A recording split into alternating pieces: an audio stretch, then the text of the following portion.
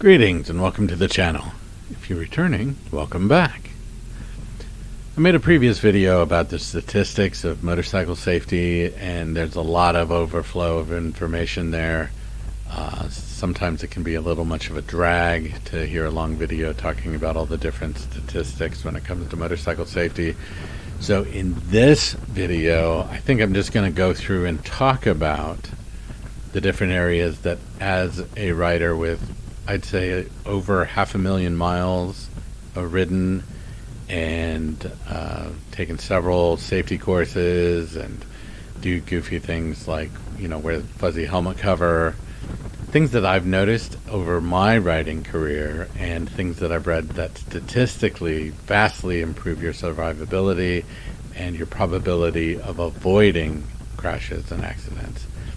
So I'll just talk about those. I will give it just a little bit here to do the intro, and then we'll get on with it.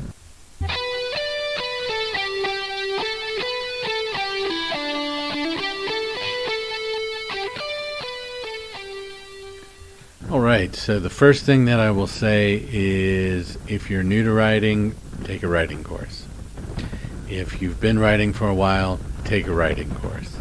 You can never get too much information, and there's a lot of different things that you can learn from different courses that'll help you to better trust and interact with your motorcycle. Motorcycles feel like they're a part of you, not you operate as one unit, and oftentimes I think I've got this down, and then I took an intermediate course, and then I took an advanced course where I had my own bike, and suddenly I realized there's a lot of things I did exceptionally well on a tiny motorcycle that I needed to practice on a 1000cc motorcycle. It wasn't a rocket or anything. It was a touring bike, 84 touring bike. But it was really important for me to recognize that my skill sets had gone rusty because I hadn't been practicing. And so that's another thing to do, is practice. Make sure that you stay very familiar with your bike, that you stay really good friends with them, and that you can predict what the motorcycle will do in whatever conditions. The next thing I'll say is ignore most advice from squids. If they talk to you about chicken strips, ignore them. If they tell you, you've got to keep pushing yourself to go faster, ignore them. If they tell you to try and keep up, ignore them. I've even given the advice, if someone says, ride your own ride, take their advice and don't go on a ride with them. Go on your ride. Go on a ride in conditions which you're familiar with, that you're comfortable with, that you can improve your skills and do your practice stuff on without trying to follow some hooligan that's going much faster than you're comfortable with, or that doesn't care what about your safety. They're just out there to have fun and they want to meet you someplace. It's much better to say, where are we meeting? And if they can make it there in 45 minutes and it takes you an hour and a half, leave 45 minutes before they do, right? Don't fall for the trap of trying to keep up with other riders. It's absolutely bonkers. Ride a motorcycle that fits your skill and riding style. So right off the go, I've seen things that are absolutely bananas, like having somebody buy a 1.3 liter, 1.4 liter motorcycle as their first bike after passing the course on a 300cc or a 500cc motorcycle. It's absolutely crazy. What I would really advise is to work your way up in motorcycles, and when you get to a point where you think you've outgrown the motorcycle, it's time to add a motorcycle to your stable, not necessarily replace the motorcycle you have. If you have to, budget-wise, I totally get it.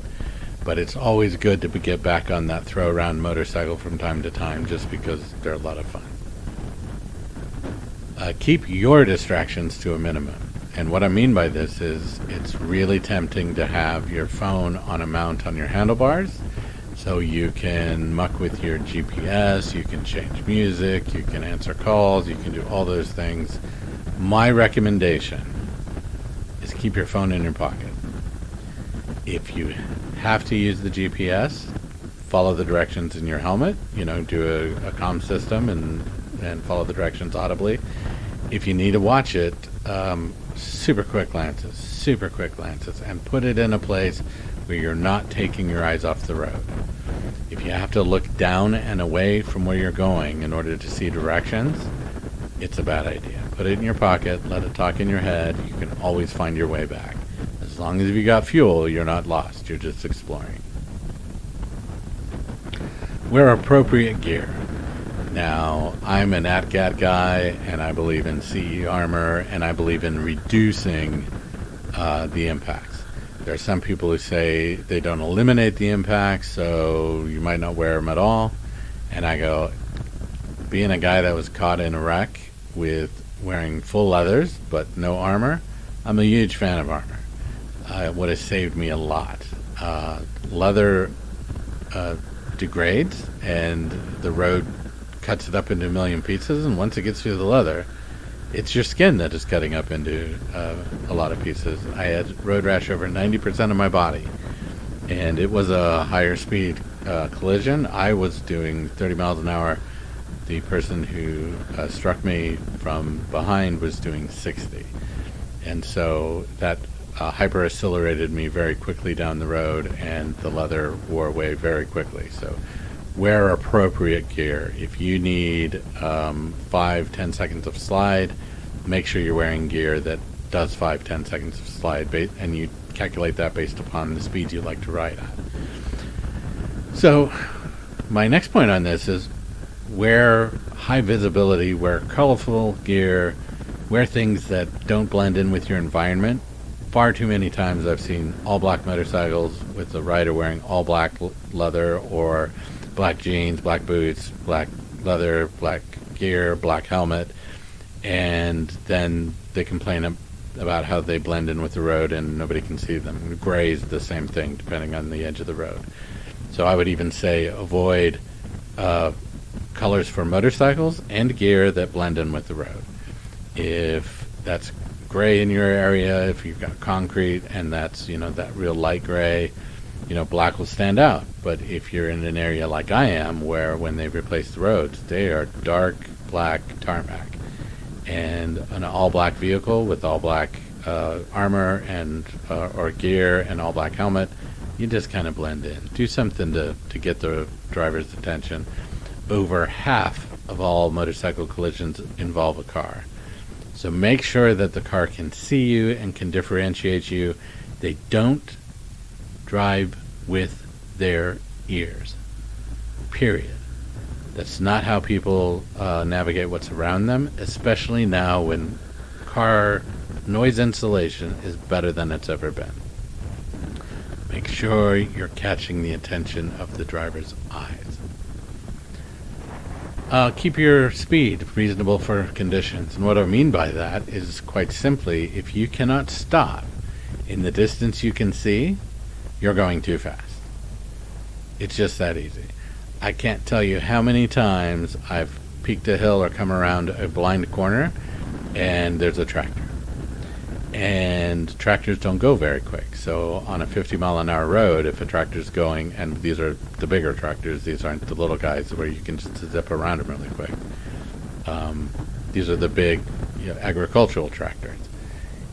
If you can't see past the tractor, there could be oncoming traffic. So, I've seen people try and thread the needle between cars and tractors and things like that. But just trust your brakes. If you got ABS, just brake as hard as you can and make sure that everything's fine and you don't impact these things. If you're going the appropriate speed for those conditions, you don't need a panic brake. There's no panic anything. You just come over the crest, you see that the road's blocked, you slow down, everything's fine. When you do have a clear shot, get around them. One thing I will say that I see a lot here in New England is vehicles are constantly crossing the double yellow line. And by that I mean cars, trucks, semis, whatever. Constantly crossing the double yellow line, trying to make those tight corners a little more easier to navigate. So I tell everyone who comes to New England, stay away from that double yellow. It feels really great to do that race line thing and try and straighten out those corners as much as you can so you can keep the speed there. I tell you, I don't know how many times I've seen a vehicle full 3-4 feet over that double yellow line. So I tell people constantly, stay off the double yellow line. I would much rather somebody hugs the white line than hugs the double yellow, because not only will you get more visibility if you're, going wider around, let's say, a left-hander than going against the double yellow, but if somebody runs wide coming towards you, I don't want there to be an impact there for you. That's a head-on collision, and that's not going to end well for a motorcyclist. The other thing I'd say to consider is it doesn't matter whose fault an accident is when the motorcyclist is the one who pays the high price of a collision. In turns, slow in, fast out. If you're speeding up to go into a turn, you're doing it wrong. The things you should never, ever combine is adding lean angle and throttle. Keep excessive speed and speed runs for the track. Keep stunt runs for the tracks. If you're practicing going really fast on public roads or practicing doing stunts on public roads, you're doing yourself and everyone around you a disservice. Never ride under the influence of any substance. I don't care if it's prescription. Don't ride when you're tired or you feel brain fog. You need all of your faculties while riding a motorcycle. I'll say it again, don't blend in with the environment. One of the things that I find interesting is I saw a camo bike with camo gear on the rider. I'd assume that they go into the woods and they go hunting, and that's why they do that. It's one of those things where you're supposed to wear that bright orange vest so you don't blend in for other humans, right? Same thing on the road. Don't wear things that blend in. You want to stand out. You really want to stand out. So high visibility gear. I use that fuzzy motorcycle helmet cover. I'd rather look like a dork and have people see me than look cool and blend in. Wear a safety vest, brightly colored patches. Even statistically, wearing a white helmet helps reduce your probability of being in a crash. Never ride side by side with another motorcycle. Always do staggered formation. Move around in your lane. Motorists notice moving things more than static things. Learn how to trust your tires. And I don't mean by saying, see if you can lean it all the way over so you can touch your... No, I don't mean that at all. I mean, get to know the grip on your tires a little bit at a time. As soon as you start getting that sliding out or skipping sensation, you're either going too fast, leaning too hard, or using too much throttle or too much brake. So really get to know what your tires are capable of and where they perform the best. Learn how to trust your brakes. The one thing that was a personal issue for me was that I would slow down going downhill. And the main reason I did that is because I didn't trust my brakes. I didn't want to be going faster than I needed to be going when I reached the bottom. And all I needed to do to scrub off a little bit of speed was just use a little bit of front brake going down that hill. And when I needed it, when I was done scrubbing off the speed, just stop using the brake and do very, very gentle movements with the brakes. Panic braking is never a good idea. Learn how to panic brake. Learn how to trust your brakes. But don't wait to do that when you're in a critical situation where you have to panic brake. ABS is almost on all newer motorcycles, so you can panic brake, and the bike will stay upright. Laying it down is the worst thing you can do. You lose control of the bike. Do not have a tinted visor unless it changes from clear to tinted. You'll always be caught out at night and you won't be able to see jack. Buy the best gear you can afford. Put crash bars, engine guards on your bike just because those low-speed tip-overs. It's much, much better to bang up a crash bar at $100, $90, $200 than it is to bang up, plastics or metal on your motorcycle. Ride like you are invisible. Make sure you're watching for people not seeing you. And if you're not sure if they see you, make sure you're going slow enough that you can react appropriately. And the last thing I'll say, Be aware of wildlife traffic areas.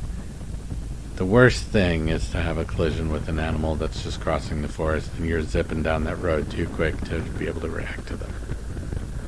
I hope these are helpful. If you like the video, please do like and subscribe. Keep the shiny side up, the rubber side down, and keep it wheel.